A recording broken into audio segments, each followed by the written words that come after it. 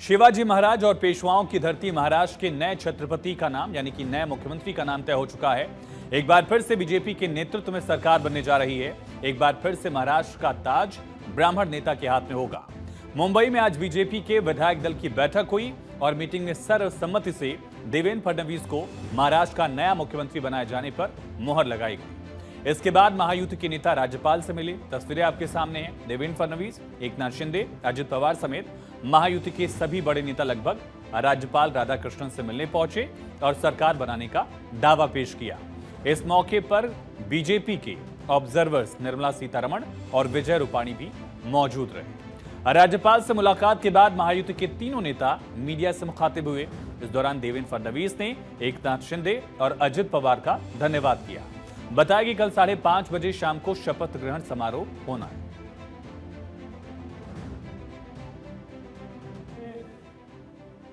आभार व्यक्त करना चाहता हूं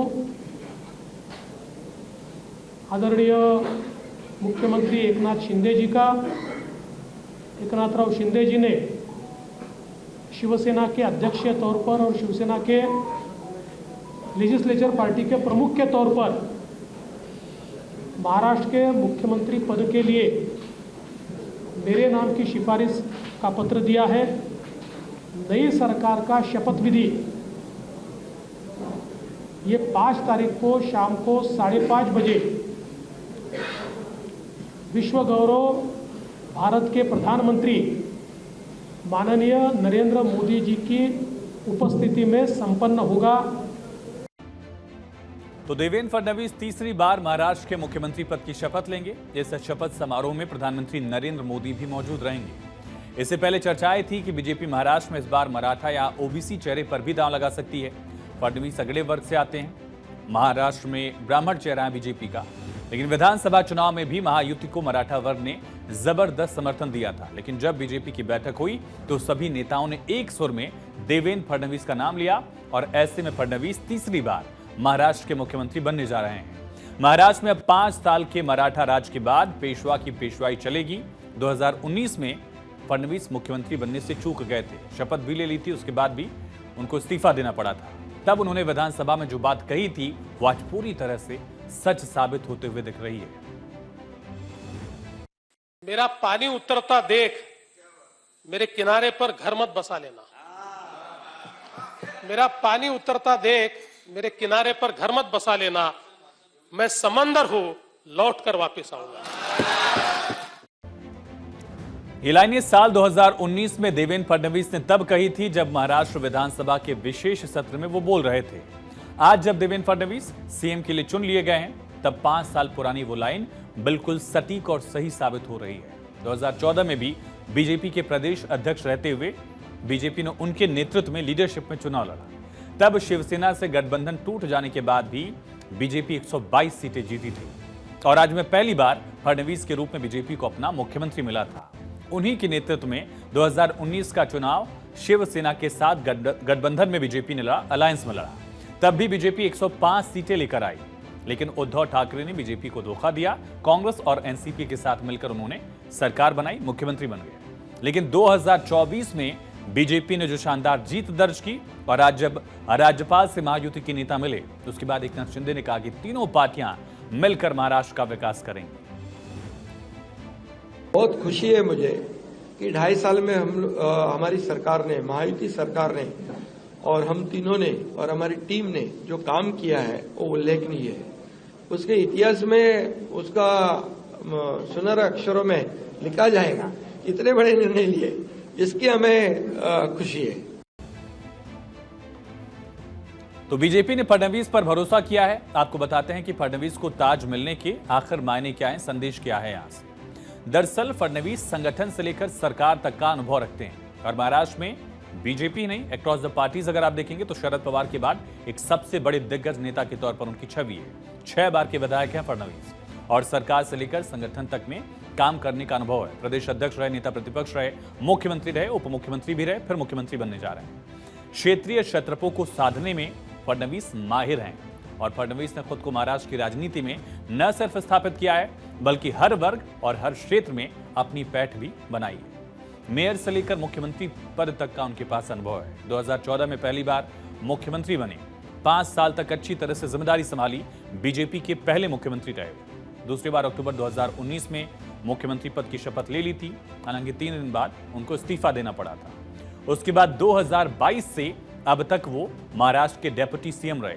विधायक बनने से पहले फडणवीस नागपुर नगर निगम के मेयर भी रह चुके हैं। बीजेपी के सर्वमान्य नेता बन गए हैं। 1999 में उद्धव ठाकरे के 2019 में जब उद्धव ठाकरे के नेतृत्व में एनडीए ने सरकार बनाई तो फडणवीस नेता विपक्ष की भूमिका में आए और कोरोना काल में अव्यवस्थाओं से लेकर भ्रष्टाचार से जुड़े मामलों में उद्धव सरकार के खिलाफ खुलकर मोर्चा खोला और जिस तरह से लीड करना चाहिए विपक्ष के नेता को उसी तरह से उन्होंने लीड किया। राज्य में बीजेपी के सर्वमान्य नेता के तौर पर उन्होंने खुद को स्थापित करके दिखाया है। और जब 2022 में सरकार बनी, जब शिंदे बीजेपी के पाले में आए, महायुति के साथ आए, उस वक्त भी सरकार बनाने में फडणवीस की बेहद अहम भूमिका रही। और 2022 में जब शिवसेना में टूट हुई, एकनाथ शिंदे का गुट एनडीए का हिस्सा बना, तो फडणवीस का फोकस राज्य में सरकार बनाने पर रहा। उन्होंने खुद को पीछे रख लिया। राज्य में एनडीए सरकार बनाने के लिए विधायकों को एक साथ लेकर आए। कई ऐसे विधायक थे जो चाहते थे कि बीजेपी का ही सीएम हो, शिंदे गुट का ना हो, लेकिन इसके बावजूद फडणवीस ने विधायकों को समझाया।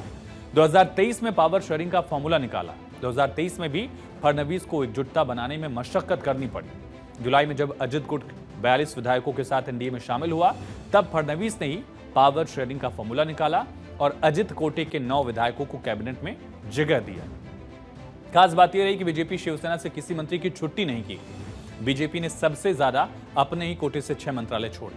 चुनाव के दौरान जातीय समीकरण को साधना भी बखूबी जानते हैं फडणवीस। विधानसभा चुनाव में एनडीए के सामने बड़ी चुनौतियां थी। बीजेपी, शिवसेना, एनसीपी तीनों के बीच सीट शेयरिंग का फॉर्मूला निकालने में भी क्षेत्रीय से लेकर जातीय समीकरणों तक का ध्यान रखना था और स्थानीय क्षत्रपों की नाराजगी भी दूर करनी थी। चुनाव से ठीक पहले मराठा बनाम ओबीसी आरक्षण की मांग लगातार महायुति सरकार की टेंशन बढ़ा रही थी। मनोज जरांगे पाटिल उधर आंदोलन कर रहे थे, इधर ओबीसी नेता भी आरक्षण खत्म होने का डर दिखा रहे थे। इन सब के बीच ऐसी बड़ी चुनौतियों में भी फडणवीस ने सब कुछ अच्छे से संभाला। मराठा वोट बैंक भी लेकर आए, ओबीसी वोट बैंक को भी छिटकने नहीं दिया। और चुनाव परिणाम जब 23 नवंबर को आए, यानी आज से 12 दिन पहले, तब से लेकर आज से पहले तक कयासों का दौर जारी रहा। कभी कहा जा रहा था कि महायुति ओबीसी पर दांव खेलेगी, कभी मराठा मुख्यमंत्री की बात सामने आ रही थी। कोई कह रहा था कि शिंदे फिर से रिपीट हो सकते हैं।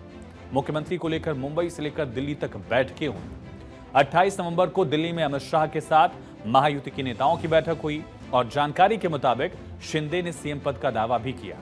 इनसाइड स्टोरी जो है समझिए, 28 तारीख को तीनों नेता दिल्ली में थे। दिल्ली में महायुति की मीटिंग हुई और एकनाथ शिंदे ने सीएम पद का दावा किया।